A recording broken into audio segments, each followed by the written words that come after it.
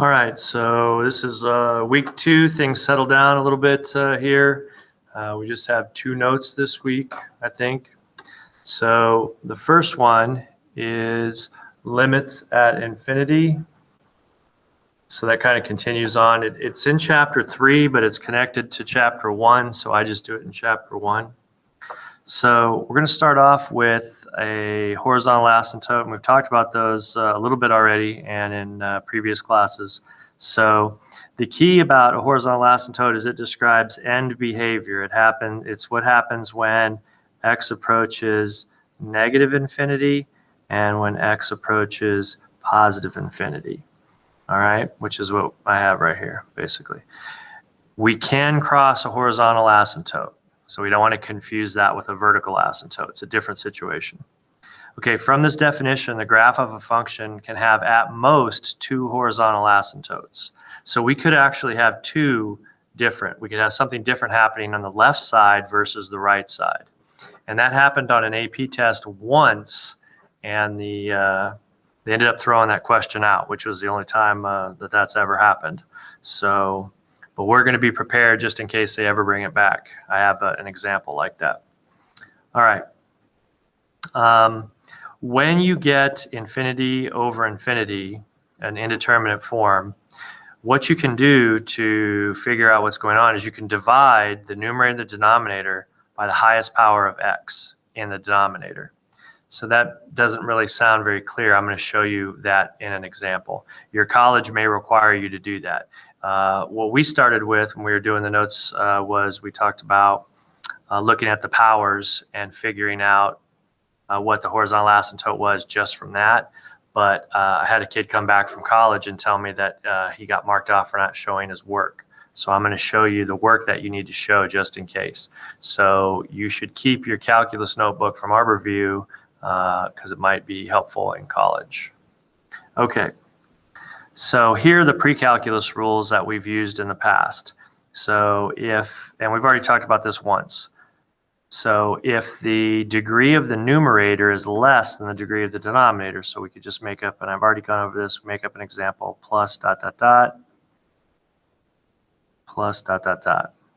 So if the degree of the numerator is less than the denominator.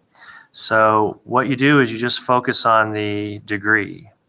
So that kind of reduces to 1 over x squared, and the limit as x approaches infinity is going to be 0.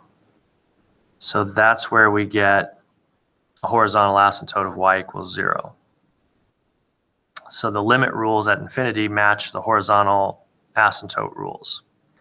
So then the next one is if we get something like this, 7x to the 4th plus ... over, now the degrees are going to be equal. So let's say we had 3x to the 4th plus ... Now that basically reduces to 7/3. So that would be the limit at infinity. Okay. And finally, if the degree of the numerator is greater than the degree of the denominator, then it's going to go towards positive or negative infinity, because that's going to simplify down to x. So if we have the limit as x approaches infinity of x, then x is approaching infinity. Okay? So these would be test questions.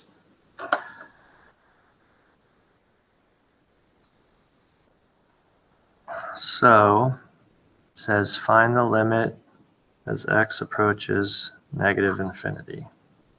So here we could use those pre-calculus rules we have up there, and we could see that the degree of the denominator is larger than the degree of the numerator. So this kind of reduces to 1 over x squared. Even though we have an x squared here, x cubed is much larger than x squared, especially as we approach infinity. So this doesn't really matter compared to that. This is kind of insignificant.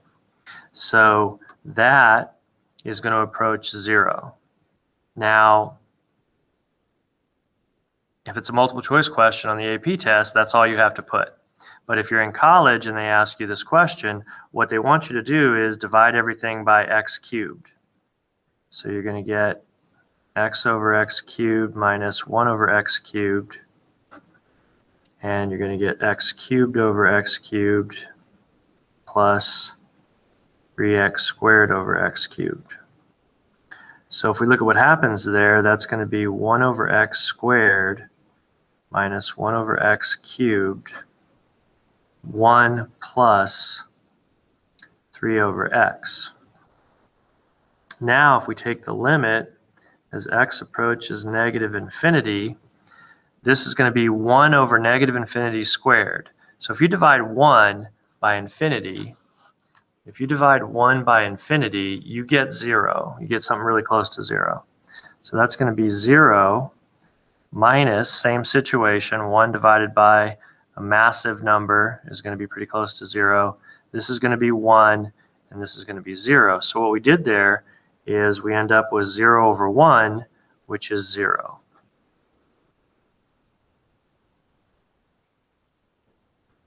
All right. Now, if we take the limit as x approaches positive infinity of f of x, we would be down in the same situation. We would be plugging positive infinity in all of those. It's still all, those are going to be 0. So that's still going to be 0. So either way, at positive or negative infinity. Okay, so again, here, using the pre-calculus rules we learned about horizontal asymptotes, or these rules up here, we can see, again, remember to pause. So everyone here should be able to pause this now, and you should be able to answer this question. But I already know that at infinity, because the degree is equal here, it's going to be the ratio of the leading coefficients. So I already really know that the answer is that the limit as x approaches negative infinity of g of x is the ratio of the leading coefficients. So that's going to be 2. And I know that the limit as x approaches positive infinity also equals 2. So I know the answer. And in our class, that's all we would need to do. But if you're going to the University of Utah, maybe they're going to want you to divide all of those by x squared. So that would be 2x squared over x squared plus 6 over x squared over x squared minus 4 over x squared. So that's going to cancel. So we're going to end up with 2 plus 6 over x squared and 1 minus 4 over x squared. And so as you think, as that goes to infinity, this goes towards 0. Same thing down here. Those are both going to go towards 0, and we're going to be left with 2 in both of those cases. And the signs are not going to affect it there. Okay?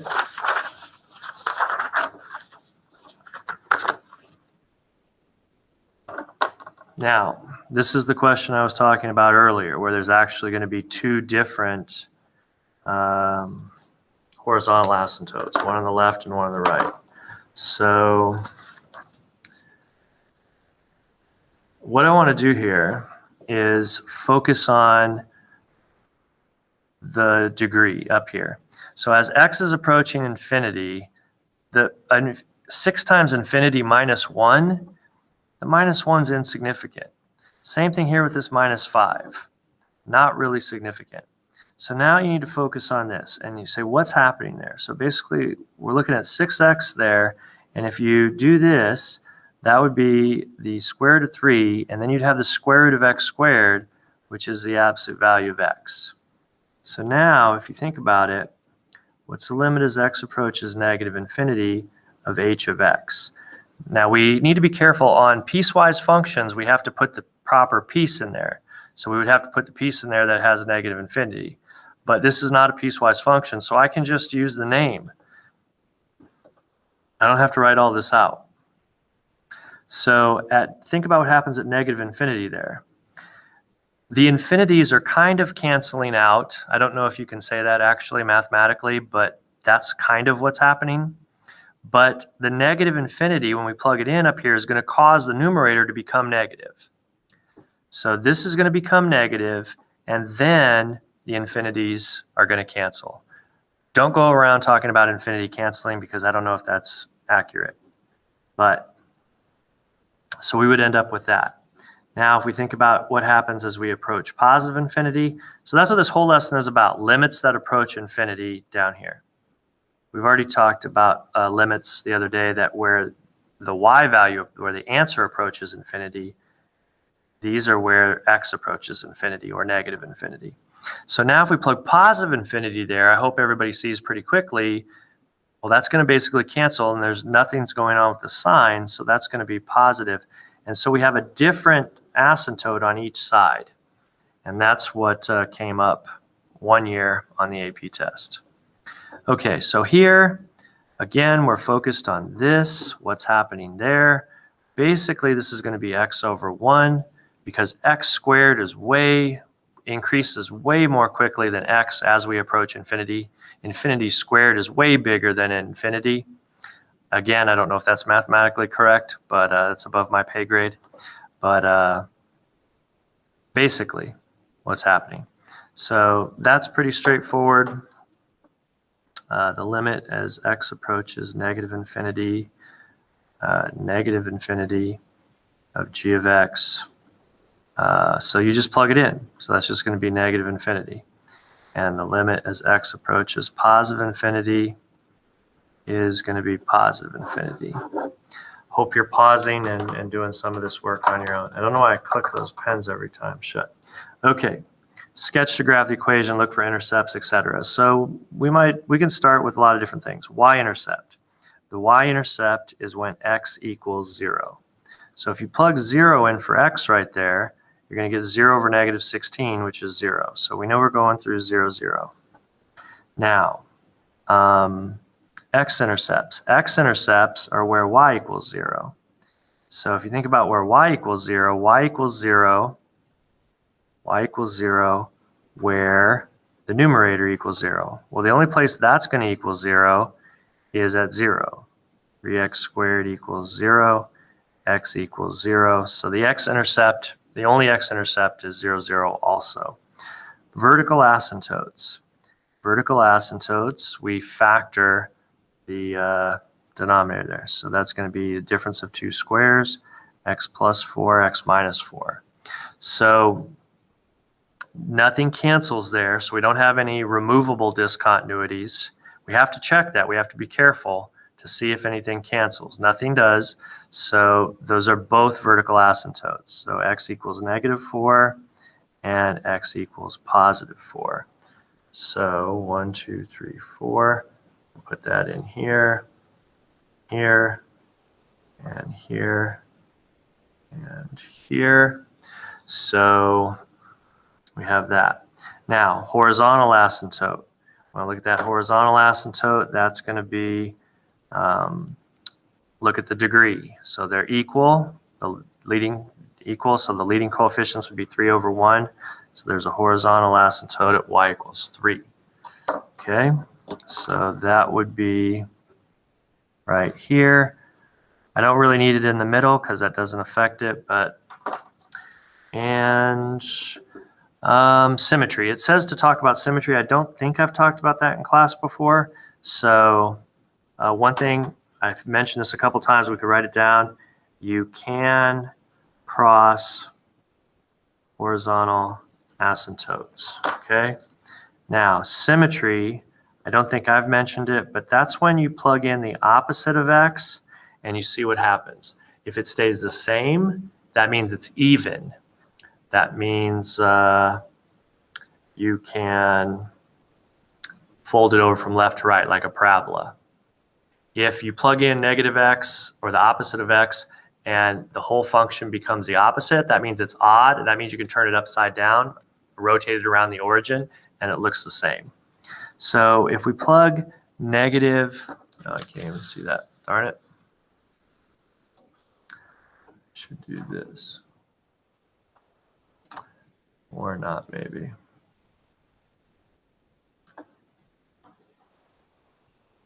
Okay. That's a little bit better. So, I can see that on there. So we plug negative x in there. We're going to get 3 times negative x squared over negative x squared minus 16. So hopefully you can look at that pretty quickly and realize that's, if we simplify that a little bit, it's going to be identical to that. So that's even. That means we can fold it over this way. So we've got this here. And if we think about it, what is happening? So maybe we could plug in a number to get an idea of what's happening. So actually, we know that we cannot have a graph down here because there's no x-intercept. So we know that this has to be up here. It can't be down here, otherwise there would be an x-intercept. And since it's symmetric, we know that that's also the case over here. So we've got that. Now, here, we could just do a test point. Anything you want really. So if we plug a 1 in there, that's 3 over negative 15. So just real quickly, if we plug in 1, we get 3 over negative 15. So we're going to get negative 1/5. So that's just down here a little bit. So that's all we need because it's symmetric. So now once we see that it's coming down like that, it has to go like this, and it has to go like that. Okay? Moving right along. So this was on the 2008 AP exam. It was number 1, very first question on the 2008 AP exam. And what we want to do, so this is a limit at infinity. This is from this chapter. So this is very straightforward. So what we need to do is look at the degree. And to look at the degree, we need to multiply this out, but we don't need to multiply it out the whole way. So if I multiply this out, it's going to be negative 2x squared, focusing on the highest powers there. So that times that. And then down here is just this times this. So we have negative 2x squared over, down here we have x squared. And the rest doesn't matter. I don't need to multiply that out. So if you look at that, if the degrees are equal, it's the ratio of leading coefficients. So the limit at infinity, which is also a horizontal asymptote, would be y equals negative 2. Y equals negative 2 would be the horizontal asymptote, and that would be the limit. And that's an AP question. That's on the AP test sometimes. So you can see there's some very reasonable stuff here. So this is just from a math competition. I think it's interesting. So if we set that equal to x, this is an infinite situation here with the dot, dot, dot. So if we set that equal to x and then square both sides, we would get 6 plus, and then we would get this same thing back again here, going on forever, because it goes to infinity. So that would be the same. So what's interesting there is this, we said that was equal to x. So if that's equal to x, that means we could put 6 plus x equals x squared. And if we move those over there, that would be x and x. This is negative, so we need to have opposite signs. We have a 1 in the middle, it's negative, so that needs to be 3, and that needs to be 2. So x is either negative 2 or 3. But what we had originally was just this, and that has to be positive. So the answer is 3. Okay? I don't know if I have time to talk about consequences aren't the same for everybody, but they're not. So remind me in Google Meet, and I'll talk about that, why consequences aren't the same for everybody. Okay, so on our test last year, I told the students to study these examples. Now, these page numbers might not match up exactly, but it gives you an idea. So notes number 6, or page 6 in the notes, number 6. Again, let's talk about this in a Google Meet if we need to look that over, but I don't have your test ready yet. So that's what you want to study. All right. Now, find the equation of a circle that has 0, 0 at its center and passes through the point. So there's the center and passes through 1, 2. Okay, now if that's the radius, that actually you could plot a few more points right now. So the equation of a circle is x squared plus y squared equals r squared if it's centered at the origin. So if we plug in 1 and 2, 1 squared is 1, 2 squared is 4, we get that the radius is the square root of 5. So the equation of the circle would be x squared plus y squared. Now, a lot of students actually solve that and get r equals radical 5, but for the equation of a circle, it actually has r squared in it, so I can just write that down right now. That's the equation of the circle. Now, the radius is root 5, but that doesn't really help us in the graph because root 5 is 2 point something, and that's not real helpful. But what you should realize here is if this is 1, 2, then we could also use 2, 1. That length is the same as that length. And what that allows us to do actually is go all the way around here, and we can find 8 points on the circle. There's any teachers left in the building. You must leave now. I'll be setting the alarm in 5 minutes. Thank you. All right, so there's that, and I've got 5 minutes to finish this. So find the equation of the tangent line to the circle that passes through the point 1, 2. So that's right here. So I'm under the gun here. I got to finish. I'm about to get the alarm set on me. And a tangent line crosses the circle, touches the circle in 1 point only.